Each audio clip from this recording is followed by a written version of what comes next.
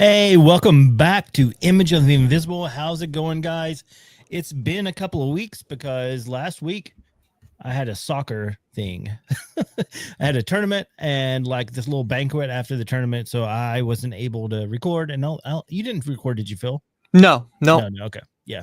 So sorry, guys, about all the soccer. Soccer is over now, so hopefully that will free up a little bit of time, but you never know what's going to happen. But anyways, we got an awesome show for you tonight. Phil, how is it going, dude? Good. Can't complain at all. It's been a busy couple weeks. Yeah, just excited to definitely get into it. Had a birthday. Oh, That dude, happy happened. birthday. I missed your birthday. Yeah, no worries. I didn't get an alert on Instagram or something or Facebook.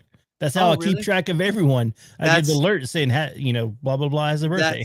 That is exactly how I keep track of everyone's birthday as well. So yeah, I don't blame you at all. And but yeah, no, it was a good birthday. I ended up traveling down to Pennsylvania for just like kind of like a weekend getaway kind of thing, kind of low key, didn't really tell anybody, just kind of me and Nicole went down there and we ended up going to Shady Maple, which is this big like buffet type place down there, incredible breakfast. So we did that, and we also went to Pennhurst. I saw all the pictures from Pennhurst. Yeah, yep. That surprised me that you went to Pennhurst. I was surprised. Yeah, you know what it is? I've always loved abandoned buildings, and I still do. Sorry that my camera's like going in and out of focus, but no, I know it. I went for the history aspect of it and to kind of see the abandoned buildings, and didn't do any like ghost stuff or anything like that. There we go.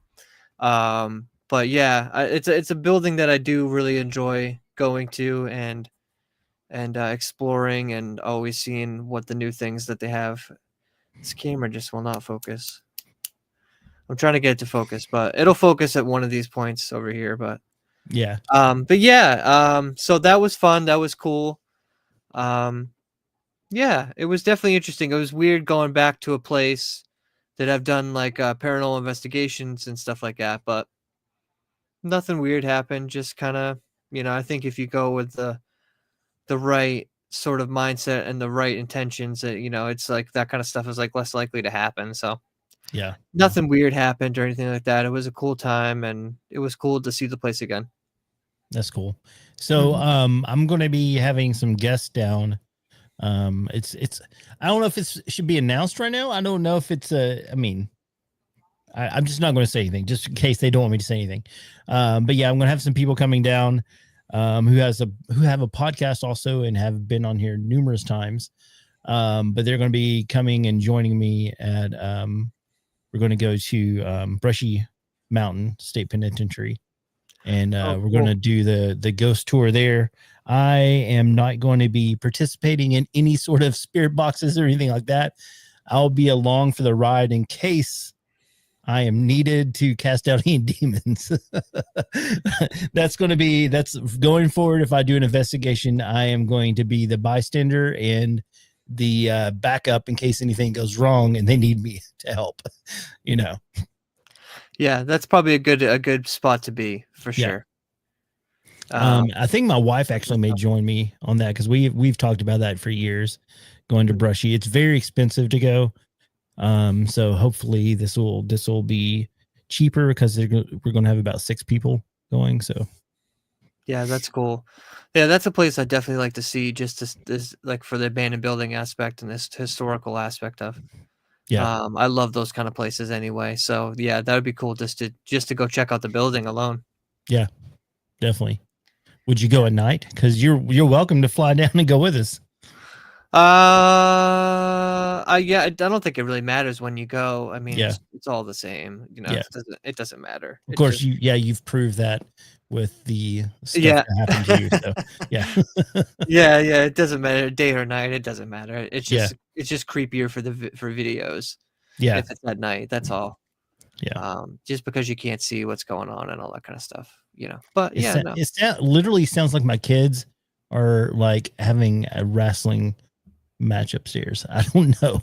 There's a lot of banging and yelling and jumping around. I don't know what's going on, but luckily I couldn't hear them, so I think we're right. Yeah, I have this thing called a noise gate. If you know audio and stuff, you know what a noise gate is, and I have it turned up pretty high, so pretty much it doesn't pick anything up except for my voice. Sometimes it doesn't even pick up my voice.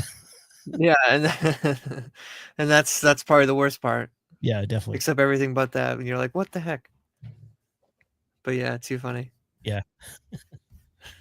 There's a lot of stuff going on in the world. It's very interesting.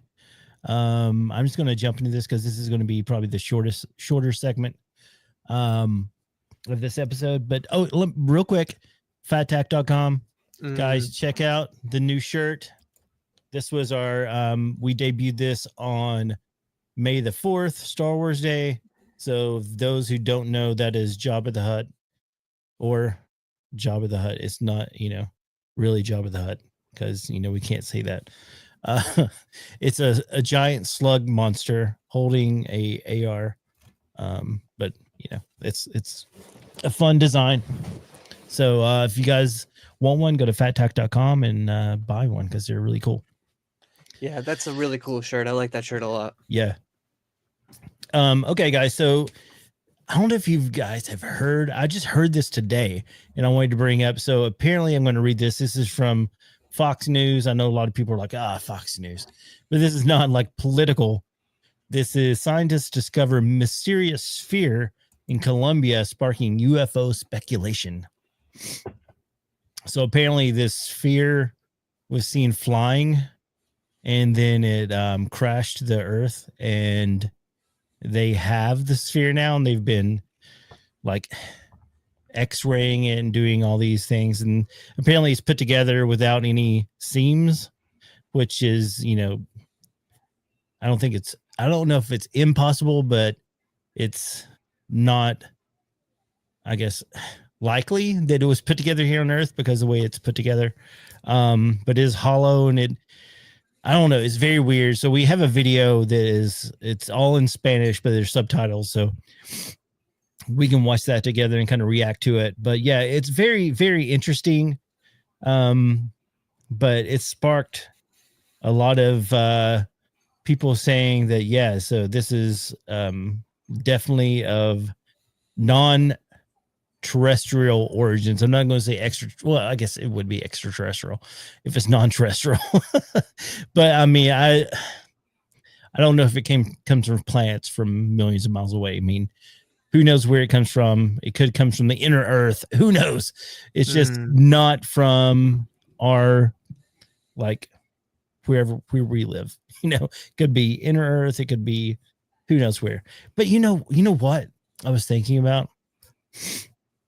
So if, because no one knows exactly where hell is, but a lot of people, are taught throughout the centuries that hell is in the center of the earth. And there's verses that saying, the devil talks about, I think it's actually in Job, where it says he goes to and fro in the earth. I can't remember the exact verse, but that's, I'm not quoting it, but it's something to that effect, where Satan is, where is Satan? He's going to and fro in the earth. But anyway, so, I mean, it could be that is hell. I don't know, in the earth. And then, heaven's above us, and there's like 3 heavens, the first, second, third heaven, but you know what I was thinking? This is just a nerdy mind of mine thinking right now, before, when I was trying to explain, like, it could be inner earth, it could, the spheres, on our plane or whatever.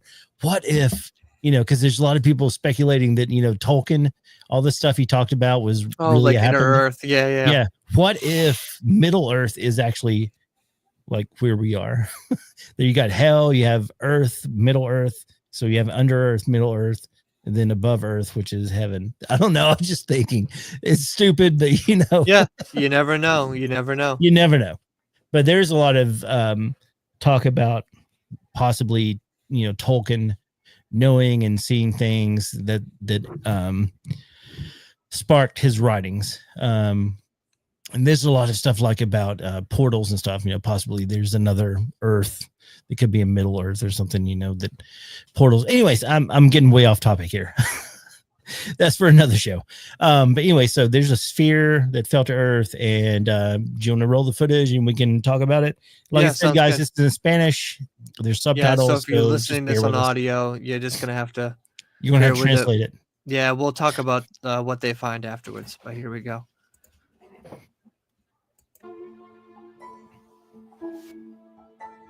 El jueves 1 de mayo del 2025, el señor José Luis Velázquez, especialista en rayos X, realizó una serie de sorprendentes pruebas a la esfera Buga, la cual cayó a tierra después de recibir una descarga de 10.000 voltios. Las imágenes obtenidas arrojaron resultados sorprendentes. En el interior, se puede observar en el contorno en tonalidad blanca una densa capa que la rodea, lo que es indicativo de que es muy gruesa. En tonos más grises, con menor densidad, se aprecia otro material menos denso que confirmaría que la esfera no es hueca y explicaría su inusual peso, que se ha logrado documentar de manera inexplicable, es variable. Asimismo, se detectaron una serie de 16 puntos que rodean al núcleo. Esto se trataría de microesferas. Al mismo tiempo, se observó un elemento de tonalidad oscura que se distribuye en el interior de la esfera de Buga, que revela que este material sería el menos denso, quizá poroso. La radiología es una herramienta no invasiva, como pudiste ver, solamente atravesó la pieza.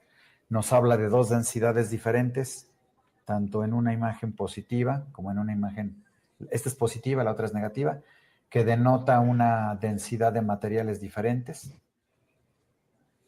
que sugiere que la pieza es una esfera externa más una parte interna.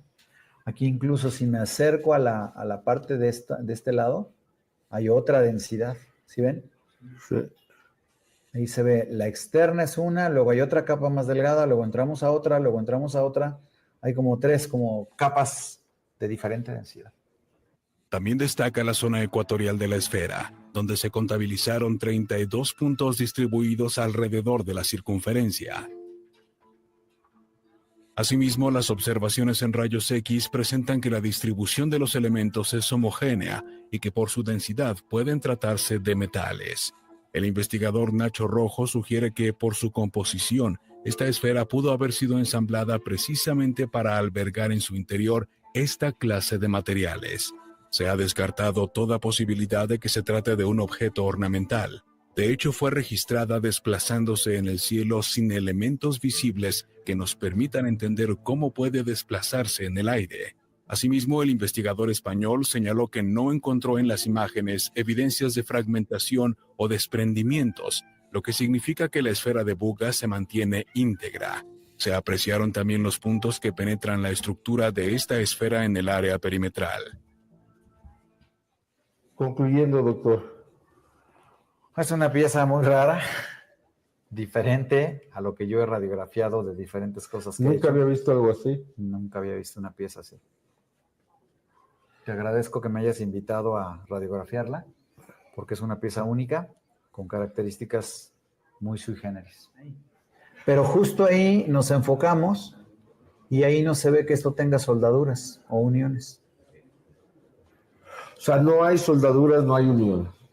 A lo que yo he visto, mira, he tenido la oportunidad de radiografiar muchas cosas. Piezas de roca petrificadas, he trabajado para paleontólogos, para el INA, en esculturas, en relicarios, en cristos de caña, en obras de arte de madera, en obras en piedra, en levantamientos de antropólogos y en cosas de metal también he podido radiografiar. Esto se ve muy nítido y sí he visto soldadura y no hay evidencia de que haya aquí una unión o que esto esté soldado o unido. En estos análisis preliminares, las observaciones de analistas e investigadores coinciden en señalar que su composición es compleja, que tiene un origen artificial, que no tiene evidencias de soldaduras y que se trata de una estructura interna integrada por elementos de alta densidad. Asimismo, coincidieron en apuntar que es necesario profundizar más en diferentes análisis y pruebas para establecer su origen y el cual podría provenir de las estrellas. ¿Usted lo escuchó? El experto está confundido. Interesting. Yeah. is very weird. So I don't know from the scans they showed. I mean, it seems like because there's one it shows like a circle of dots, right? And they say they're calling them microspheres. But on the one, it looks like there's an edge inside, like going around it. Did you see that? Like with little dots. Like, Yeah, yeah, and they said there was no welding or anything that made them come together. So, yeah.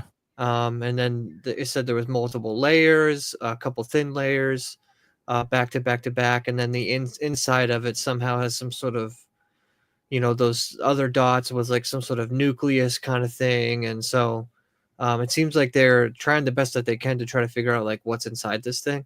Yeah. But even with the best technology we have, they're kind of like dumbfounded of how it even works, how it was even flying to begin with. Now, correct me if I'm wrong. Did they shoot this thing down with some sort of electrical charge, I am not sure. or did it just fall on its own? I want to say it just fell on its own.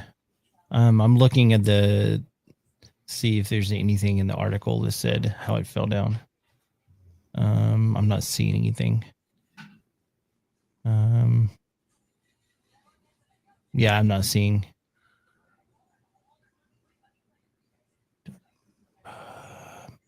Yeah, I don't see anything that said how it like crashed or whatever. I don't know. It's just very interesting. I don't know. It's very unexplainable, you know. Yeah. Well, the first thing I always think about, especially nowadays, whenever I think about extraterrestrial type things or anything like that, I'm definitely a firm believer in the idea that, like all aliens are some sort of form of Nephilim or fallen angels or something to that effect. Because it seems like a lot of people that have done a lot of research on that stuff think that that these things come from here, and that they're from like the inner earth, like kind of like what you were kind of alluding to in the beginning there, before we even played the clip. So that's where kind of like my mind goes when I see things like this, especially when it comes to technology, like the advancement of the technology and stuff like that. Because if you look at some extra chronicle Bible books, the fallen angels and the watchers were teaching mankind, as far as according to those scriptures, they were teaching them all kinds of things like makeup, teaching them about warfare, teaching them about how to make metals and stuff like that. So like that's where my mind goes, that, and especially if it's something that none of us know how to make. No, the United States doesn't know how to make it. They obviously don't know how to make it. So like when it comes to that kind of stuff, I lean more towards that's what this technology is, and the very fact that it crashed tells me that they wanted it to be found. Yeah, definitely. What I mean? It makes me think of it like a probe or something, like something that's investigating us or observing. I'm trying to. What is? There's like at the very beginning of the video, there's a picture of like there's an inscription or something on the front and these designs. Yeah, I was trying to find a better picture of that. I was looking. It's called is it Bulgus sphere? What's it called? Yeah, something like that. Yeah, I'm trying to look for like some better images of this because I'm just interested in like what the language looks like, Yeah, it didn't look like any known language that I've ever seen before. No, I mean it almost looks. I mean, go back to Tolkien. It almost looks like Elfish. It's like seriously the way it's. Oh yeah, written. sure. Yeah. Yeah, no, I could definitely see that. I'm trying to find a. Are you having any luck looking? Are you looking to see if you can find a picture to throw up? Let me see if I can. Okay, Bulga sphere. BUGA. There's a good picture right in the beginning. I'm going to share my screen again real quick. I got it paused on the whatchamacallit. Oh, I found a good picture of it. That's a decent one right there. Yeah. Where you can kind of see like the inscription like around the edge here. Oh, I found a really good one, dude. All right, cool. Here. Here, I will send it to you. It's on Instagram actually. Where's my private chat? Here we go. Okay, there's the Instagram page.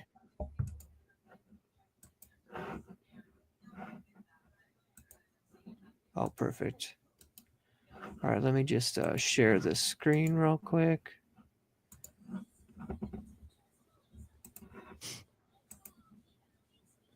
Of course, I can't really zoom in, but Yeah. Can you click on the picture? Is it not enlarge? no, it won't let me No. enlarge it. Hmm. But Yeah. that's a pretty decent picture of it right there. Yeah. Like I said, it has the square. There's a square type thing in the middle. With Then it these has things these coming off of it, like tentacles, or it almost looks like a circuit board. yeah, it does look kind of like a circuit board. Yeah, that's definitely what it looks like. Oh, dude. I found a way better picture. Like a really close up of that area. Here, I'm going to throw it up to you.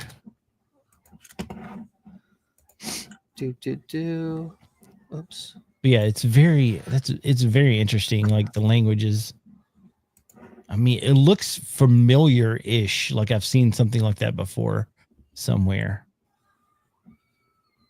Okay. There we go. Yeah, See that? this one even looks kind of like these dots are like colored or like Yeah. red. They're like red or something. Yeah. Yeah, but then it has like looks like it's some sort of script type language around the sides here with symbols and stuff like that. Yeah. I'm looking up because there's this like the Enochian language. I know you've probably heard that about that on Tony's show. But you know, it's supposed to be like an angelic language. But it doesn't look familiar. It doesn't look like that. It doesn't look like that. No. But I mean, I don't know if these are exact Enochian scripts, but Gotcha. everything I'm looking up online is not looking doesn't like look that. like that. No. Gotcha. Yeah, no, it's definitely interesting to say the least. I mean, I wouldn't even be surprised if the Antichrist comes down in some sort of craft or spaceship kind of thing. You know What are you what I talking mean? about? Like, He's already here. He's the Mahdi. oh yeah. Yeah, that was a good episode. I did like doing that. Yeah. I saw But something. none Speaking of wouldn't that, surprise me. I saw a guy, or no, it was a lady actually on Instagram that was kind of debunking. I couldn't find any more information on it, but she said the guy is actually an actor, and all of this is fake. But Well, that's I what some didn't- people were speculating because Yeah. he was doing a documentary about how easy it would be to like about cult leaders or something like that. So like Mhm. it is kind of strange. I mean, I would not put it past him to do something like this Yeah. if that's what he was doing originally, but you know, you never know, you know. Yeah. The whole thing's very, very strange anyway. It is. There's like a picture of him when he's younger with like Patton Oswalt. I don't know if you know who that Oh, is. really? No Yeah. kidding. Yeah. But yeah, Yeah. it's very interesting. Yeah, it makes you wonder. I know. So much stuff going on. I'm still just, this sphere is it's got me very interested. It's like people have done renderings of it. It's not the exact sphere. When I'm looking for like better pictures. But dude, I'm gonna take it and put it into Chat GPT and ask it to translate it. Oh, dude, that reminds me. Oh crap. Okay. Did you see about the lady? She was praying in tongues and she recorded herself and uploaded it to Chat GPT and asked it to translate it. Have you seen that? No, is it what happened? So she asked it to translate it, and Chat GPT came back and it's like, "Is this a prayer?" And she said yes. And then it proceeded to translate it, and she said that what it translated was what she was thinking about at the time, what she was praying about. Oh, no kidding. Yeah. So it kind of interpreted what she was saying as actually as her like intentions. So it's very weird. That is cool. No, that is definitely cool. I would never think to do that. That's a great idea. Yeah. But Why not? I don't You know. never Is that know. a dangerous thing? Because, it is a prayer language between, I mean, if you're a charismatic, if you're, Mhm. it's a, believed to be, which I think it is, a prayer language between humans and God. And if AI is some sort of a demonic entity, and living in our computers or in, what I'm saying, not Mhm. necessarily in our computers on our desk, but and it's, you're teaching it the holy language, that could be dangerous. Yeah, no, for sure. No, I definitely get that for sure. And if the Lord wanted you to hear the interpretation, wouldn't he share that with you? Yeah. Or give it to someone to share to you if he really wanted you to hear it and know what the message was. Yeah, definitely. Because there's a couple different versions. There's like the prayer version language, like as far as tongues goes, and then there's the one where you get tongues and then you get it's like a prophecy, you know what I mean? And then Mhm. you get an interpretation that goes with it, Yeah. and which is translated into your language, and so then you kind of know it's like kind of like a message from the Lord kind of thing, kind Mhm. of like a prophet in a way. So yeah, so it's that's definitely an interesting thought. Definitely an interesting idea. Yeah, it's But very weird. I mean, you should, mhm, when you get a chance, look it up and check it out. yeah, for sure, Not I not definitely right will. now, but it's very interesting. Maybe we'll talk about that next time. We'll do some research Yeah, on that. for sure. I'll try to find that video and we'll definitely at least play that for sure. Yeah. Because that'll be pretty cool. What is this? I'm looking at someone's got a tattoo that's like the language on the sphere. Oh, really? Hold on.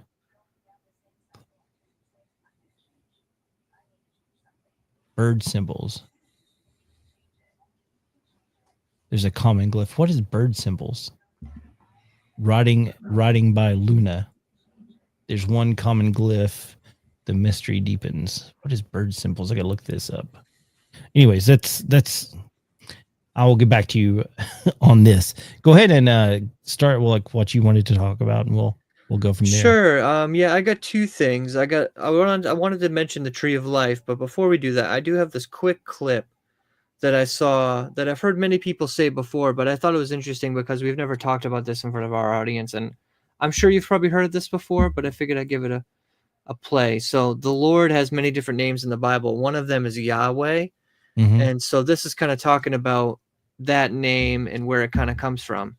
How do you pronounce YHWH when there is no vowels? To say it correctly, you don't use your tongue and you can't close your lips. So his name imitates the natural act of breathing. So this is how YHWH sounds like.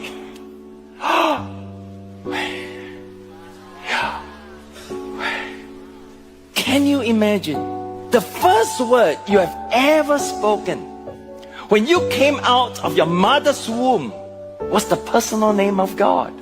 And the last word you ever speak in this life will be the name of God. You will leave this earth when his name no longer fills your lungs.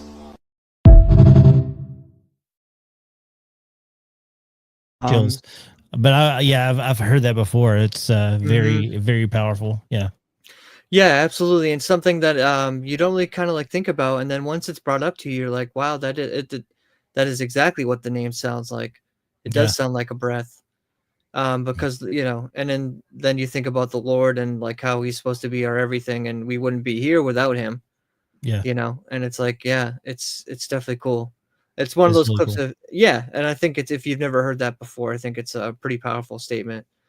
To know that every time you're breathing, you're saying the name of the Lord. So, Yeah. That's which I that's I think mean, it's is, very powerful. yeah, which I think is cool. Yeah. So yeah, I know we haven't played that clip before, so I figured it was definitely worth playing. So that's just kind of like a little tease and a quick little thing. But I was thinking about the Tree of Life.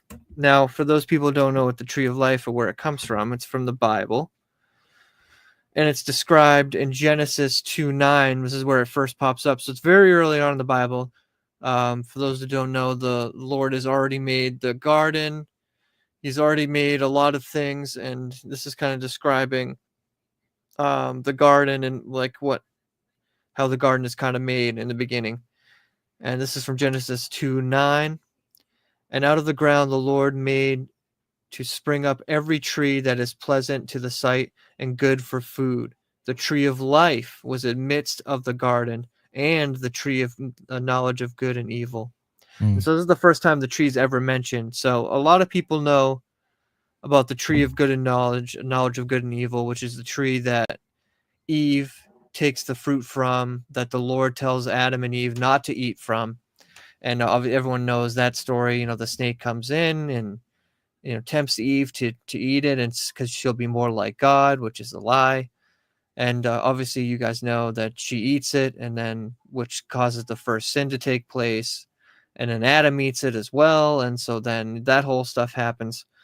So after this happens, what ends up happening is in Genesis 3:22, because I think it's interesting, because when the Lord tells Adam and Eve not to eat from the knowledge of good and evil, he doesn't tell them not to eat from the tree of life, which I think is very interesting, because later on in Genesis 3:22, the Lord saying to Jesus, I would assume who he's talking to here, or the Holy Spirit, but probably his son. Then the Lord God said, behold, the man has become like us, knowing good and evil. Now lest he reach out his hand and also take the tree of life and eat and live forever.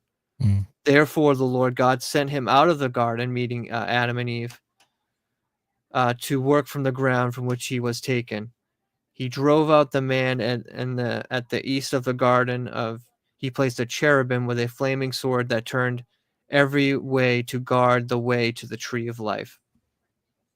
So even after Adam and Eve eat from the tree of knowledge of good and evil, the Lord is kind of like, well, we can't have them eat this other tree because then they'll live forever.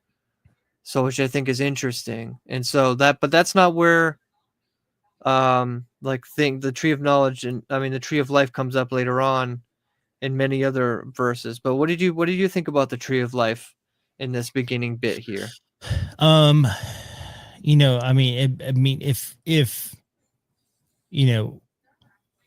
understand why he would say, after the initial fruit was eaten, why we couldn't eat the tree of life, because it was once we ate the knowledge of good and evil tree, then it was, when wasn't it like sin came into the world, and then it was appointed for, and isn't that what it said? I'm trying to think. It's like appointed for man to live once and die, or something. I can't remember. Yeah, something to that effect. Yeah. But and then if he ate of the tree of life, then you would just live in sin forever. Yeah. That would not be good. Yeah, I just think it's so interesting that he doesn't tell them not to eat from the tree of life. Just the knowledge of good and evil tree. Yeah. And both of them are in the center of the garden together. Which I just think it's interesting, and something that not a lot of people even think about, or just kind of blow past. Or even know that there's two trees in the middle of the Garden of Eden. A lot of people just assume that's just the one, but there was two trees.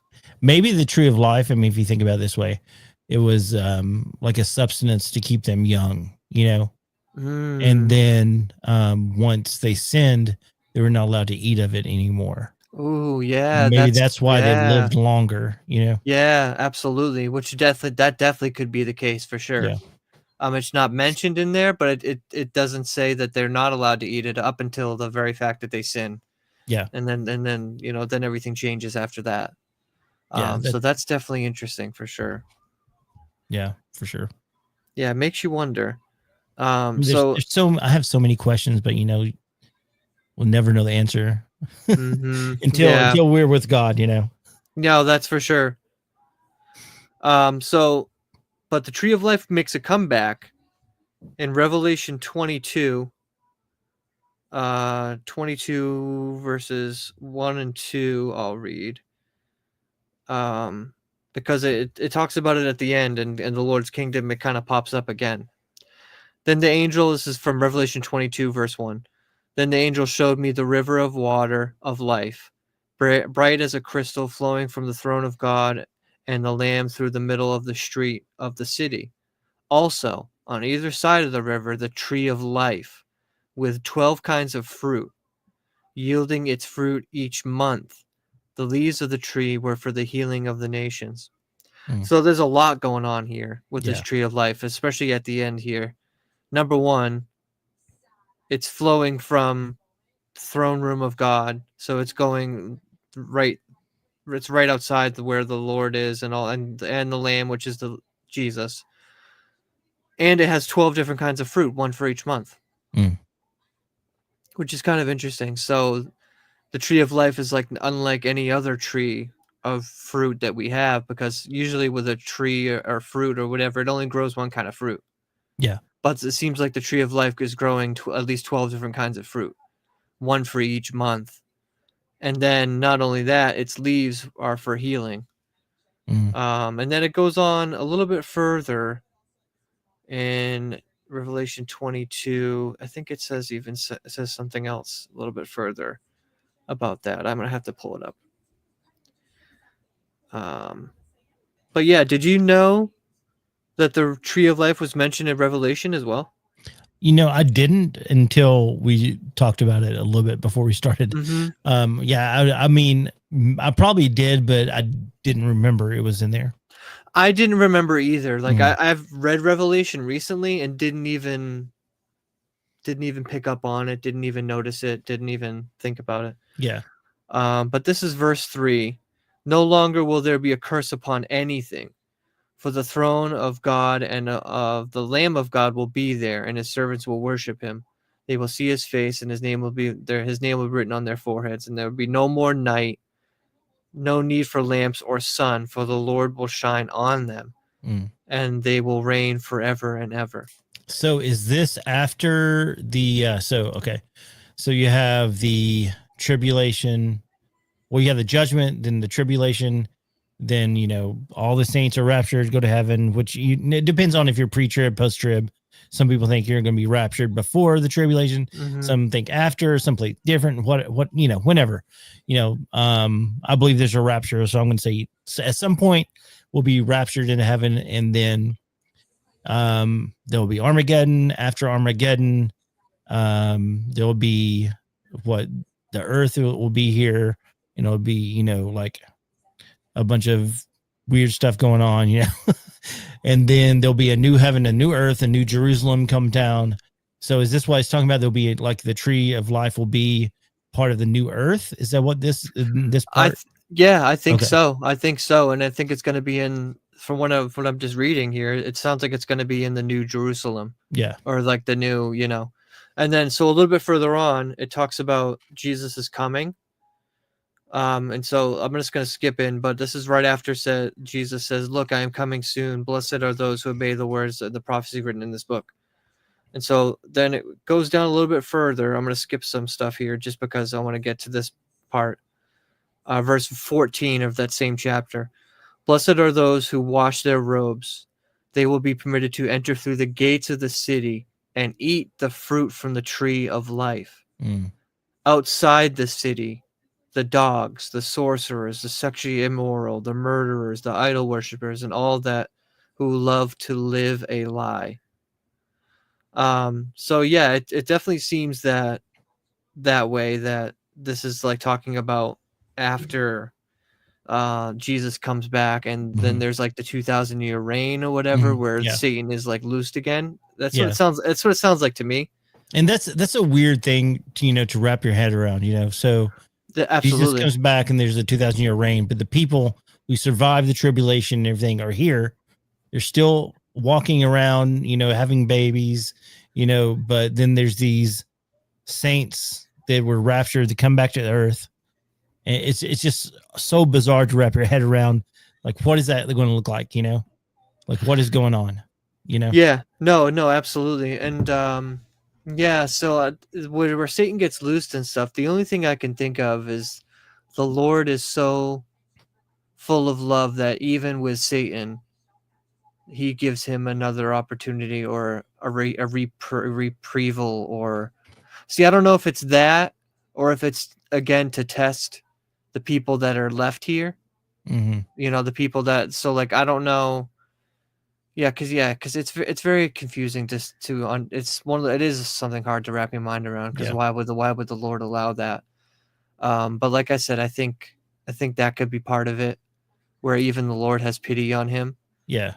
and could also be used as a test for the people that are here, and like you said, born after and stuff like that, and all that kind Yeah. of stuff. And And a lot of people like to say the Bible's full of metaphors and stuff like that. Like Revelation is just a big book of metaphorical, stuff. But I think I take it as literal. I think Revelation is a literal what's going to happen, Mhm. So I mean, it's just, I don't know. So like you said, the sorcerers, there's going to be sorcerers, there's going to be, all kinds of wicked people running around. So are we back to Tolkien again? I think we are Yeah, coming right. back to Tolkien, Yeah, right. It makes you wonder for sure. Yeah.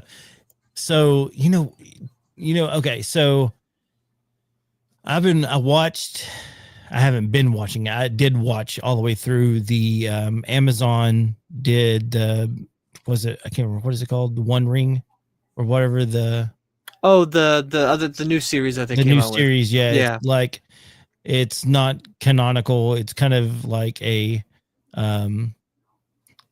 fan fiction, I guess you would say. Like Jeff Benzo had a fan fiction Tolkien made, I don't know. But it's so interesting because I didn't remember, because it's been so long. I didn't read them. I listened to them on audiobooks, but the like Silmarillion book, which came before, and it talks about the creation of Middle Earth, which is it's very deep. Like it kind of, I mean, Tolkien was a Christian, so I mean, it kind of mirrors some of the creation story. Like it talks about how the earth was saying into existence, Middle Earth, which, and God spoke, our creation into existence, but who knows if, I mean, it would be so poetic if, if you think of God literally singing, let there be light, that'd be awesome to think of. Anyways, so let's get back to it. But the thing is, the wizards like Gandalf, Sauron, all these wizards, right? It doesn't explain where they come from. But it does in some of the other material, like the Silmarillion and stuff. But when I was watching this, I'm getting goosebumps right now thinking about it. So I think the wizards in Tolkien are fallen angels, because in the Amazon series, spoiler alert if you guys haven't seen it, Gandalf falls to earth in a big crater, and he doesn't remember who he is and stuff. So he's like walking around, and at one point it's like you could have become evil or good. He gets to this point. So, but it insinuates that, the wizards are fallen angels, and that's why they have magic and stuff. It doesn't come out right and say it, but I mean, if it's you can totally read into it, Oh, for sure. And the connection with C.S. Lewis was massive for Tolkien. Yeah. And because C.S. Lewis was a Christian, and he definitely was influenced by C.S. Lewis. Yeah. In writing those books and stuff. So that would not surprise me if that is the case. Yeah. But yeah, it's pretty cool though. Anyways, I don't know where I was going with that. I got off on a tangent. Yeah, no worries. I did want to mention a couple other mentions of the Tree of Life. Now, this is from Ezekiel 47:12, which is kind of like a precursor to the Revelation scripture, because the way this describes it is the exact way it describes it in Revelation, and sort of like a prophecy at the end times. And it's very similar even in the wording. And on the banks on both sides of the river there will grow all kinds of trees for food. Their leaves will not wither, nor their fruit fall, but they will bear fresh fruit every month, because the water for them flows from the sanctuary, meaning the sanctuary where the Lord and Jesus are. Yeah. As in Revelation, where it kind of talks about this. Their fruit will be for food, and their leaves will be for healing. Mm. Which is exactly what it says in Revelation. It says a little more detail in Revelation, because it talks about their leaves are going to be for the healings of the nations. Now, what does that mean exactly? I'm not exactly sure. But it's definitely interesting for sure that all these years later, the tree of life comes back again and sort of takes center stage. And a couple other references I have here, just to mention them. Proverbs 11:30, the tree of life is mentioned again, and more of a proverb here, but it says, "The fruit of righteousness is a tree of life, and whoever captures souls is wise." And then one other proverb I have here, just because it mentions the tree. Oh, does it mention the tree of life, or is it just on here for no reason? I think it's on here for no reason. Yeah, it is. Okay, cool. But yeah, I just thought it was interesting to mention these different Bible verses, because I think the tree of life is definitely something that's interesting. It interests me because it's kind of like the forgotten tree. Because everyone talks about the tree of good knowledge, and they don't talk about the tree of life as much. Yeah. And obviously you were kind of talking about before, but the Templars kind of took the tree of life and have used it in their own ways and stuff like that. And so the tree of life does come up on occasion. Yeah. Where people talk about the tree of life and stuff. But one question I have for you: do you think the tree of life still exists now, or do you think it was destroyed in the flood? Okay, so I was just about to go there. So there is a lot of theories that I've heard recently about the Arctic, and how there's a big hole in the Arctic, or like a big black area in the top. That's why no one's allowed to fly over or whatever, because they think there's entrance to the Hollow Earth or whatever. But also there's been talk about that possibly the tree of life is there. There's a lot of old artworks that depict this. Let's see. Here's one. It's just from Wikipedia. Let me copy this and send it over to you. But it's very, very interesting. If you look at this and you think of Earth, you think of the flat Earth, which I'm not really sold on the flat Earth, but I mean it's this. There's a lot of stuff out there that back from ancient times that depicts flat Earth things like that they wouldn't have access to. Like, this is from 1847, and this is a depiction of it's a Norse. It's from the Norse mythology, but it's also supposed to depict like the tree of life in the North Pole, and this is a flat Earth, and this is the ice wall, which is what the flat Earth theorizes. But yeah, and then I don't know what this represents down here, but it's like a tree that goes down, then there's roots and there's snakes all around the bottom here. Yeah, I see that. And kind of like the underworld. Underworld, yeah, I guess. But that's it's very, very interesting, right? Yeah, definitely. Yeah. Yeah. No, it makes you wonder. That's cool. Yeah. Yeah, so it's definitely interesting, and something that I wanted to bring up, just because I remember when I was reading Genesis for the Bible in a year, it was something that popped up for me, and I was like, oh man, the tree of life. And I was like, that's right. And then when I read the verse about the Lord putting a cherubim there with a sword to keep people away from it, so that way it can never be found again. Is interesting. And then when I was doing research before the show, I saw the Revelation and the Proverbs stuff with verses about it, and I was like, oh my gosh, there it is again. It's popping up again. Yeah, definitely. Yeah, so it makes you wonder too, and the very fact that there's a different fruit for every single month. hmm I think Which goes that's back to what interesting too. but that kind of goes back to what I was saying. Maybe that's what keeps you alive. Each month you eat a different fruit, and that replenishes you or whatever. I don't know, just speculation. But that could be something, just like the manna For from sure. heaven that kept the Israelites alive. Yeah, I mean, it makes sense, especially if the name of the tree is the tree of life. yeah, It brings life. Yeah. You know what I mean? And yeah, so I just thought it was interesting. I thought there was possibly one other reference to the tree of life in Revelation, but I think we probably got them all, unless I can find it real quick. But I think that was it. I'm just looking through these verses now, just to make sure I didn't miss anything.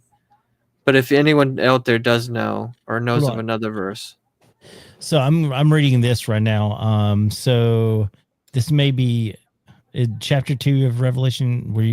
Did you read that? yeah, I was reading chapter 2, Okay. but not No, all of it. chapter though. 22. 22, yes, Yeah, that's what okay, I meant. okay. This may be a different translation or something like that.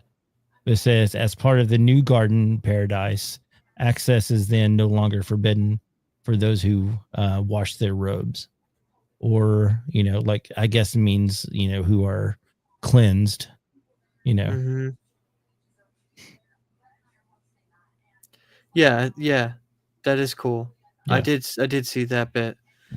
But yeah, it's just written differently. But that is, yeah. So it is interesting. So Yeah. it makes you wonder. Yeah, because the next verse is about the outside of the city are the dogs, the sorcerers, the sexually immoral, the murderers, the idol worshippers, and all those who lie. And then Jesus says here, I, Jesus, have sent my angel to give you this message for the churches, that I am the source of David and heir to his throne. I am the bright morning star. Yeah. And then this is where it says, come, let anyone who hears say, come, let anyone who is thirsty come, let anyone who desires drink freely from the water of life. Yeah, and then because this is like literally the end of the Bible here. This is the last chapter. Yeah, so cool. Yeah. I just thought it was interesting. Yeah, because this is right before this, they're talking about the New Jerusalem. In the chapter before, it talks about the New Jerusalem, what it'll look like, how big it is, how everything's made of different precious metals and stuff like that. Yeah. And it's crazy how the Bible gets so specific about things like that. Like I think it does it on purpose, just like the Ark of the Covenant is, exact how big it is. It describes it. The Ark, or the Noah's Ark, is also described. Exactly how long it is, how big it is. It's very detailed. I think that's on purpose because we've talked about this in the past that they've found. I'm going to say they found Noah's Ark because it is Noah's Ark. I believe 100%. But they, the Bible specifically tells how big it is, because when they go there and they find it and they look at it and they measure it, and they're like, oh, this is exactly what the Bible said it was, the same length and everything. So I think it's on purposefully specific, so that when they find these the remains of these artifacts, that they can reference the Bible and like, oh, the Bible is real. It is. Yeah, no, absolutely. I was reading Revelation 21, and it's talking about the city of Jerusalem, the New Jerusalem and stuff. And one thing I noticed here, we were kind of talking about it before, verse 23, and the city is no need for sun or moon, for the glory of God illuminates the city, and the Lamb is its light. The nations will walk in its light, and the kings of the world will enter the city in all their glory. The gates will never be closed at the end of the day, because there is no night there. And all nations will bring the glory and honor to the city. Nothing evil will be allowed to enter, nor anyone who practices shameful idolatry and dishonesty, but those whose names are written in the Lamb's book of life. Yeah. So that's the only people that are allowed in are the people that their names are in the Lamb's Book of Life. Yeah. Which is interesting. That tells me that there's still people around that aren't written in the Lamb's Book Yeah, of yeah. Life. That's what I'm saying. Like there's people that are left over after the tribulation, you know, that are, Mhm. you know, I guess sinful or, you know, didn't accept Christ, you know, that are Mhm. still living on the earth, who survived the, you know, the tribulation and all that. But I mean, Yeah. but you know, this is what, will they be forgiven if they make it through that and they repent after the fact? I mean, and they just can't enter the city. There's so many questions, man. So many questions, you know. No, for sure, and a lot of which we won't have the answers to, but it definitely is interesting for sure. I find it definitely fascinating, especially the Tree of Life stuff, where it's something that I don't think I've heard a lot of people talk about. So I want to do some more deep dives on the Tree of Life and see if I can find any other references for it. Yeah, for sure. You know, that are mentioned in the Old Testament or the New Testament for that matter. Yeah. Because I think it's definitely interesting and cool. Oh yeah, it is for sure. Yeah, absolutely. But yeah, so that was what I had on the Tree of Life. I figured it was interesting enough to talk about, and it definitely was, I thought. Yeah, definitely. I really like talking about the stuff and going deep on it, you know. Yeah, for sure. No, absolutely. I think it was another good episode. We talked about UFOs and possible Nephilim connections on that. We talked about the original name of Yahweh, of the Lord, which I think is cool. And then ended it with the Tree of Life stuff, which I think is definitely interesting for sure. And don't forget we did a deep dive on Tolkien. Oh, that's right. And who could forget? We did a deep dive on Tolkien, which Tolkien's definitely got some interesting stuff. Yeah. C.S. Lewis is great too. Oh yeah, definitely. The Screw Tape Letters are probably one of his better ones. If anyone's never read those are pretty cool. And I love the Narnia books too. They're so good. Man, I got something funny to tell you. So I don't know if I've said this before, but I did it again and made another joke this weekend about the Mark of the Beast. So my first Mark of the Beast, I think it was on here. I was talking about it, or maybe I was telling someone else. Yeah, you went through the drive-through. Yeah, no, it wasn't a drive-through. It was the checkout line, and I didn't have my wallet, so I used my watch to pay for it. And I said, "Oh, this Mark of the Beast technology is awesome," you know, just joking. And the lady at the cash register didn't get it. So once again, I used my watch to pay for something, and I made that comment. And I was like, but man, it would really suck if I had to put my head on this machine to pay for something. Yeah, but seriously. You know, no one got it. You know, the mark in your hand, just right over their head. And like, you know, having to lay your head down on the thing and scan it. Oh man, it was hilarious to me, but you know, they did not get it at all.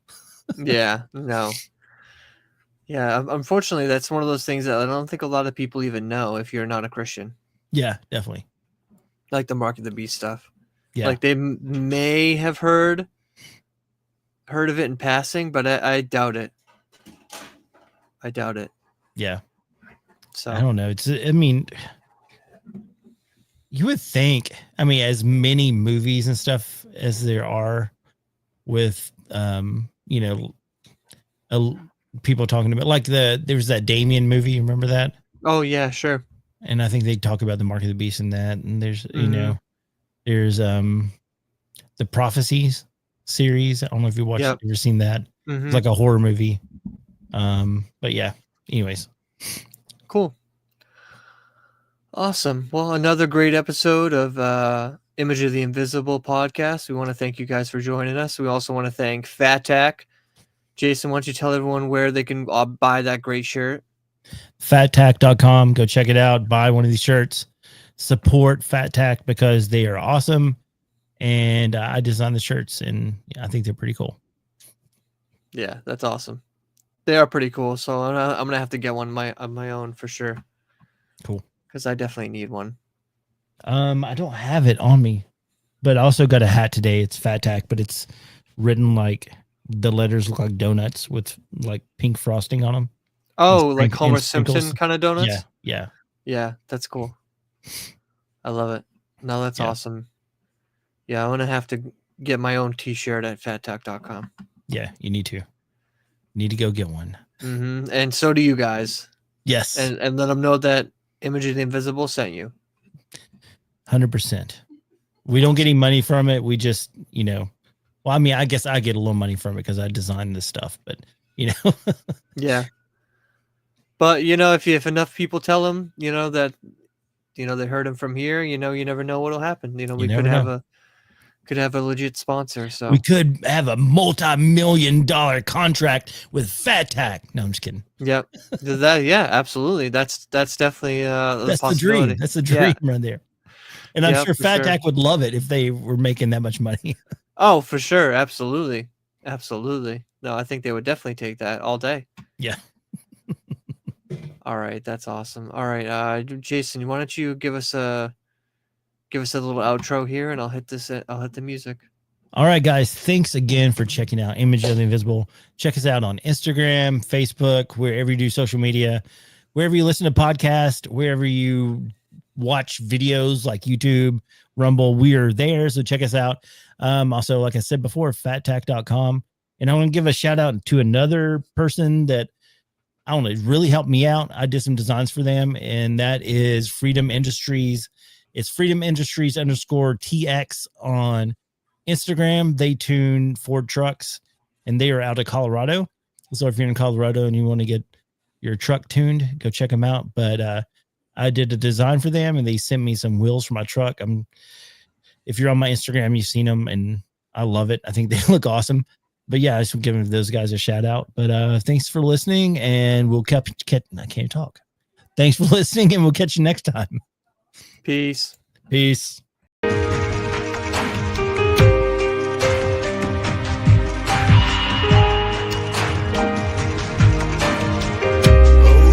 remember love that I gave.